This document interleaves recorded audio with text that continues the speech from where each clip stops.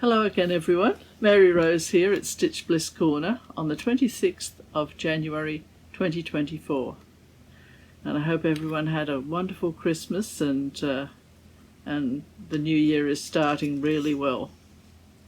It's starting well for me because as you've seen by the title of this video, I have completed and got framed Dear Guest from Far Away, and it's been quite a journey, and I can't believe that it's come to an end, and he's finally there in all his glory on the wall. I am speechless about how he came out in the end. I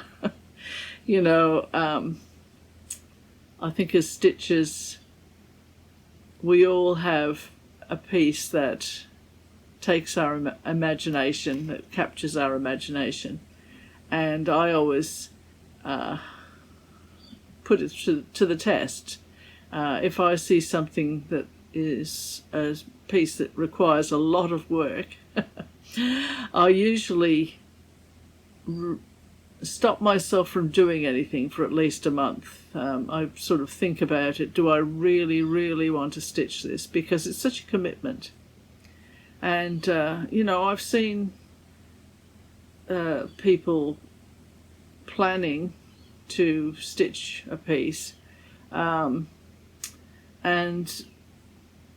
I've sort of thought to myself, do they really want to stitch that? I mean, do they really think that in 10 years' time they'll want to be looking at that? And maybe they will, but it's just some very big pieces anyway.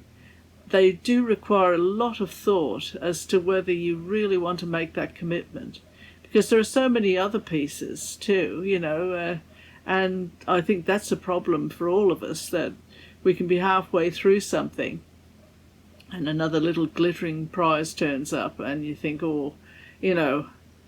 it's so tempting to want to start that one, and before you know it, you've got quite a lot of works in progress, and some of them at least will stay that way because you just don't have enough time to stitch them all.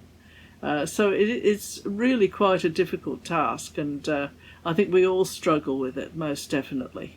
I know I do, but I try to make sure that what I'm stitching is exactly what I want to be stitching, and I'm not someone that will keep going with something that I'm not thrilled with just to finish it, because what are you doing that for? I mean, no one's going to pat you on the back and say, oh, I'm really glad that you stitched that piece that you weren't that keen on, because that's made my day. You know what I mean? Like, no one really feels the same way about your stitching as you do. Well, that's not quite true, I suppose, because for those of us who are lucky enough to have a partner that really does encourage and enjoy what's produced, well, there is that angle as well, that you might be stitching it for someone else, and partly, and so that does sort of encourage you to keep going. And because you know that they'll get joy out of it as well as yourself. I think that's the biggest waffle I've had this early in the piece. Sorry. So let's get on for what we're really here for, and that is to show you the final framed piece in all his glory. Now I'm just going to do a little bit about the artist before we go to the progressing through the final line of stitching. Then there's another video of the completed stitched piece, and then there'll be a video of the piece on the wall framed, so that it's all 1, 2, 3 just so that you can see it. And then when you come back from that, I'll be going through all the technical part of the method and the number of stitches and the size and all that sort of thing. Now, the size of the completed piece is really not completely accurate because I measured it. So nothing more needs to be said about that, but it is approximately correct. Now I'm just going to, just to honour the artist, I'm just going to give you a little bit of information about him, and then we will go to the videos that I was talking about. So the artist is Oscar Freiwirth-Lützow, and the painting was from 1888. Now that's when it was completed, and there's a picture of the painting, and as you can see it's been adapted for stitching by Anki Coleman Designs cross stitch.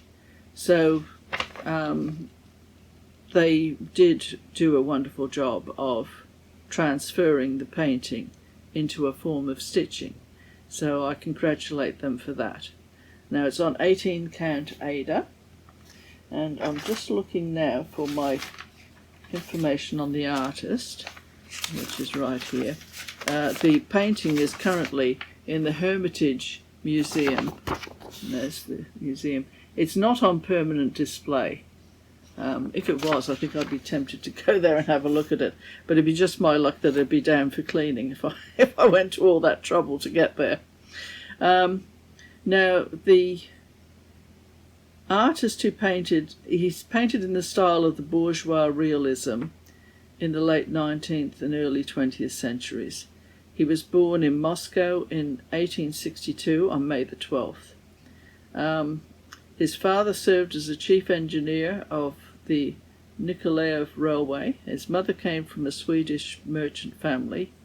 She was married to Oscar Freiwirth, the founder of Riga Phoenix. I'm not sure how to say that word, but it was a carriage works. I think that might have been horse and carriage or train carriages, I don't know. But he adopted her son, and as a result the artist's surname became double, so it became Oscar Freiwirth-Lützow. He began his independent career in 1884 in Munich, and his Dear Guest painting was immediately acquired by the Grand Duke Alexander Mikhailovich, which helped his author win recognition from Russian connoisseurs of painting. He was loved by the public and respected by his colleagues, and he received a gold medal at the exhibition at the Glass Palace for one of his works. According to some art historians, there are very few photographs of the finished works of the artist, because almost all of them were sent off the easel to private collections in Russia, Germany, Great Britain and the USA. He moved to Fussen in 1913, where he died on May 3, 1925, so just a few days before his birthday he passed away. So that's the artist. Now just one more thing before we go to the videos, and I just thought I'd show you some of these wonderful tartar boots. Since boots, fancy boots, was what drew me to this painting before anything else, was those wonderful boots that he's wearing. And apparently they were only worn in those days by people of immense wealth, because they were very expensive indeed. So it's likely that the man that is seated in the picture is a prince or someone of very high status. So as Harlequin said, those boots are a clue to the whole piece. So anyway, without further ado, I shall send you off to those videos so that you can have a look now, and I'll see you soon.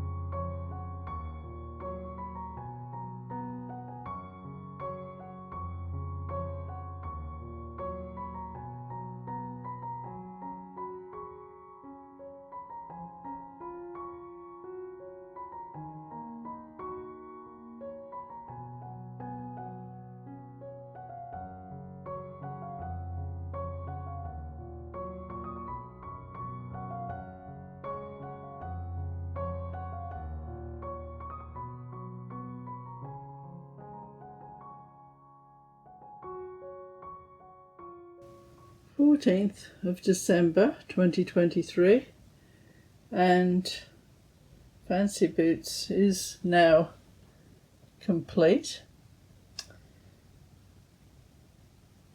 So that was the final line at the top there.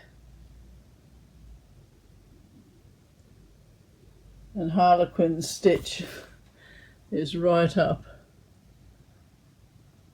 in that corner there. That's the stitch he put in to complete the work.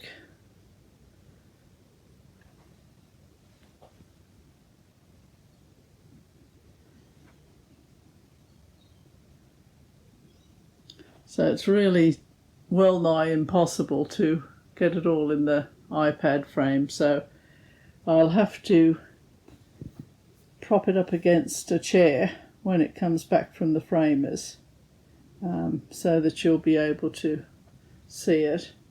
Now, I'm not going to put it into the framers until after Christmas, because I'm sure he's got a lot of work orders in before Christmas. So I'll wait until after his little break, and in January Harlequin and I will take the piece in, and you'll be able to see it. Here it is on the wall. I'm trying to get the complete frame in there, and then I'll go over a closer up.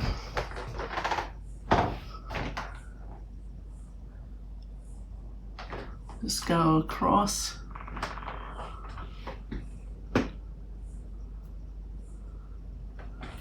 That's the corner I had so much trouble with.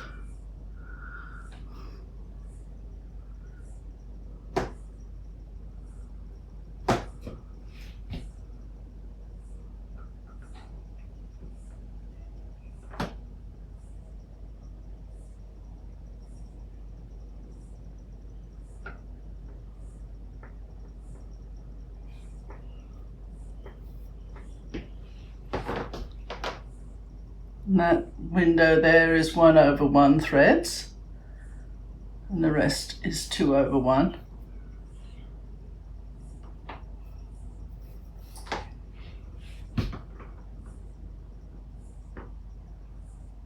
A little bit wobbly here.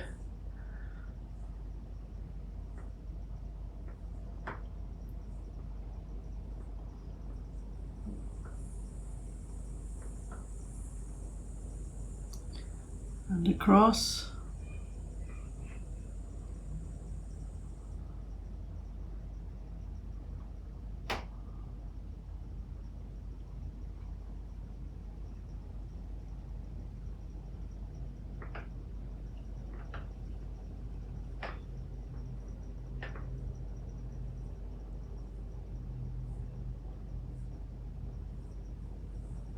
There's those magnificent boots. One of them anyway. The treasure.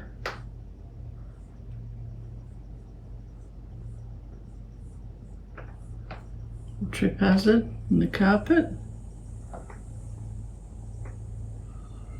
Right, and that's about it. So I'll just back up again so that you can just see it.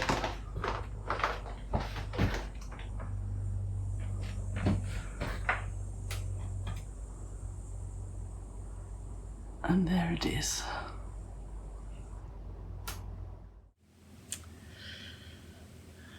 Yes, I must say that I do stand back and look at that piece, and I can't scarce believe that I actually did paint it. Paint it. Well, I suppose it was painting in a way. It was just that thread was used rather than paint. But it is a joy to behold, and the framer, he and his wife were very taken with it, because they said that it looked 3D and it looked like it was oil painting. they were quite taken aback by how the depth of the painting and everything, or of the piece, I should say. So there we have it. Now, some details for those of you who are interested. The measurement down, this is just of the stitching, was, did you spot Harlequin's little stitch right in the top corner on the right hand side? Anyway, down it's 70.5 centimetre or around 28 inches. Across it's 74 centimetres or around 29 inches. And framed it measures 93 centimetres across or 37 inches. Why have I got 36.5 inches there? Anyway, round that. You see what I mean? Mathematics has never been kind to me, and I'm afraid I haven't been very kind to it either. So, and framed downwards is 92 centimetres. Oh, I think the 36.5 is for the 92 centimetres. I just put it in the wrong spot there. So that's framed downwards. Now that is very much approximate. Now there were 88 different colours used, and the number of stitches 286,000. Wow. So now I'll just go to the method now. So 18 count Aida, and that particular piece of Aida cloth was absolutely outstanding, very tough, very durable, had to withstand a lot of wear and tear to be, to be such a vast piece and to be handled so much, because I don't use a frame. I've never used a frame for stitching. The only piece of equipment, apart from the magnetic, these little magnetic loops that I used to hold, I rolled up the fabric as I worked, but the only other piece of technology apart from this was my hoop. Now that hoop did me for the whole of the piece, and the tension was fine. It looks perfect, so don't let anyone tell you that you need big frames and stands and all that sort of thing to do a big piece. You don't.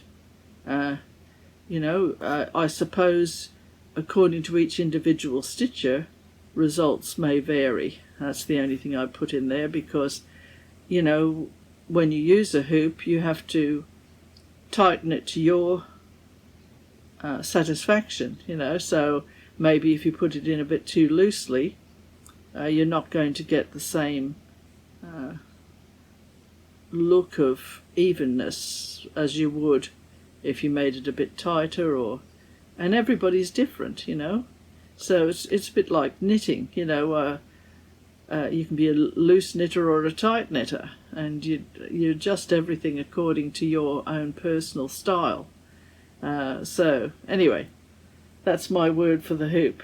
All those hoopians out there like me. Now, so when I began, I always, I say always, it's not quite correct really, because I used to just put together the whole piece, glue it all together so that I could see it. Now in this case, because it was such a big piece, I couldn't really do that. So I just went by rows of stitching, which I'll get the pages and I'll show you what I did in a minute. So the first thing I did was get my Aida cloth. I edged all around it, made sure I had very generous edges on it so that my hoop would fit fine in the corners. And then of course my gridding, I spent 2 days gridding that. And I mean, you can use a pen, so you don't have to spend a lot of time gridding. You can use a little gridding pen, and before you know it, you've got your grids all marked out. But in my case, I just enjoyed gridding with the cotton. I'll just show you. I've got a piece of, where's my, this is for something else that I've just got ready to go. But see, that's my gridding there. So, and I go in twos. I don't just mark one stitch, I just go 2 stitches. I do have a video on my gridding, but I do give you a forewarning if you want to go and look at it, that it is quite appalling. So, because I didn't really want to do it, somebody just asked me, and I was trying to show how to do it through the iPad, so my, it just isn't great, but you do get an idea of how I do it anyway. So gridding is very important. Well, it's essential in my view for something particularly of that size, because you could get totally lost otherwise. People do start usually up in the left-hand corner and work down and work across, and I think if you do that, I suppose you could do it, but you'd be doing a lot of counting and you get bogged down a lot with counting back, and I think gridding it's just essential to me anyway. So I usually start in the middle and go from there, but this piece was just so I just wanted to get those boots done, and they were right at the bottom, so I thought, well, I'm just going to do the boots. So I started at the bottom with this one and worked up, which I don't know that anyone I've ever seen has ever done that. And I did sort of think, will I be able to cope with the big roll of fabric as I go further up? But I did, because those little magnetic loops, they were really good. And the thing is, you can make them bigger as your roll gets bigger. You can connect them and then like that. So I really was very fortunate that I came across these. So anyway, so that's what I did, and I worked upwards. Now, what else have I got here? Yeah, it took about 16 to 18 months. I mean, Harlequin tells me that I started in 2021, and I did a very small amount at the very end of 2021. And I got back to it in 2022, and then I stopped for mania and all that sort of thing. So there were starts and stops, and I did do other pieces in between. But so altogether it was between 16 and 18 is my reckoning. And it was solid stitching too, I mean, it was hours and hours every day. And not that I saw that as any hardship whatsoever, because it's so enjoyable. But it does show you the commitment that you need for something like this. Right, so, and with the framed piece, it's got museum glass, which is that non-reflective, which did really make a difference, I think, to the 3D effect, because it's almost like the glass disappears. And this piece did put me in mind of the Stitcher's Prayer, which I will read to you just before this video ends. Now, was there anything? Oh yes, I'm just going to show you now. Those were all the different colours there, and this looks really worn now, but that I had beside me the whole time to guide me through the stitching colours and everything. That's why it looks a bit the worse for wear, shall we say. And speaking of worse for wear, here's the those are all the pages of the piece. And what I did was I decided to just go line by line. So, and I labelled each line. There were 7 lines of pages. So because I started at the bottom, This is line 7, and I worked across, and then I marked off as I went. Now, I used to use pencil, but I don't know what happened. I think I just... Harlequin got some highlighters, and I sort of thought, oh, I've never used those. And you shouldn't around stitching, because they're, if they get on your fabric that you don't stitch over, if you drop it on there or anything, it's sort of a little bit living dangerously, but oh well, never mind. And so I started using highlighters. So that was line 7, and then of course line 6, and so on right up to the top. Now, I will say that this piece, I was very lucky, because most parts of it, most pages had some sort of feature on it.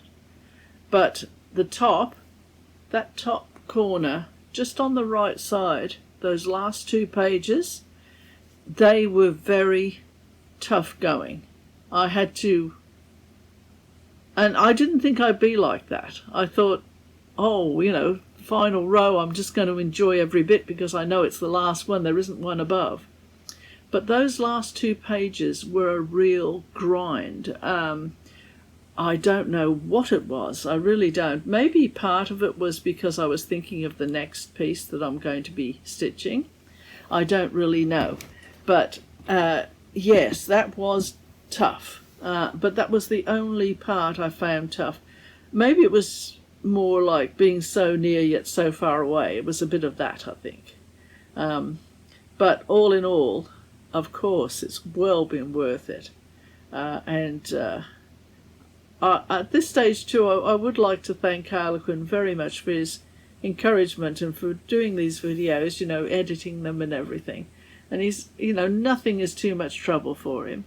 And he did quite a bit of research on those boots, the Tartar boots that the prince, or whoever he may be, is wearing. And it's just amazing, the history of those, if you wanted to have a look at them. So I'll just get now to this prayer that I was talking about, and we'll wrap it up for this time. I decided to make this just a video all about fancy boots because it seemed only fitting, and I should be back, in the next couple of weeks or so with another video about what I've been doing since I finished Dear Guest from Far Away, and my plans, and I thought, well, I'll put that in a separate video, but not too far away. I have to thank you all very much for your patience and for your encouragement and for the lovely things that you've been saying, and this community is lovely anyway, but I think the people that make their way over this way, there's something very special about them. They're special to me anyway. Now, this little prayer, I'll just show you where it came from. It's from, this is quite, part 22, April, May 1999. That's how old it is. And that was what it was called. Celebrations in Cross Stitch. And it's samplers. And I'm not really, I'm not really a sampler person, I have to say. I mean, I like to look at them, but they don't really, they're not really something that I would stitch. I mean, I have done a few, but I'm not someone that does a lot of them, because it's just not my bag. I can enjoy, anytime I want to see a sampler, I can just have a look at one of the many videos that have people who are very enthusiastic about them. And there are a few that I look and think, oh, that wouldn't be too bad. I mean, Lisa Bergen, who is a wonderful stitcher from the UK, she has amazing samplers, but a lot of her stitching is really worthwhile to see. She's on Flosstube. If you put Lisa Bergen in, she'll come up. She's a wonderful stitcher. Anyway, so this is it anyway, the Needleworker's Prayer. God grant that I may see the stitch until my dying day, and when my last short thread is clipped, and the scissors tucked away, the work that I have done live on, that other folk may see the pleasure I have known, Lord, from the skill you gave to me. And there's the piece that's that sampler for that one. And I think that does sum it up, because your stitching, you never know where it's going to end up. I mean, we have 3 children, but we don't have any grandchildren. And so my pieces, I have no idea where they'll end up one day. And that's sort of thrilling in a way, to know that in the future, your stitching, you don't know where it may be and whose lives it's going to affect, and how it's going to influence people. So that's a little bit of your immortality there, isn't it? Anyway, that's the end of that little homily from me. So I hope to see you fairly soon. I shall put together... I just want to finish a piece before I come back to the video, and that should be in the next, I don't know, couple of weeks. I should finish that, and then I'll tell you about what I'm planning and everything. So until then, look after yourselves, and happy stitching. Bye for now.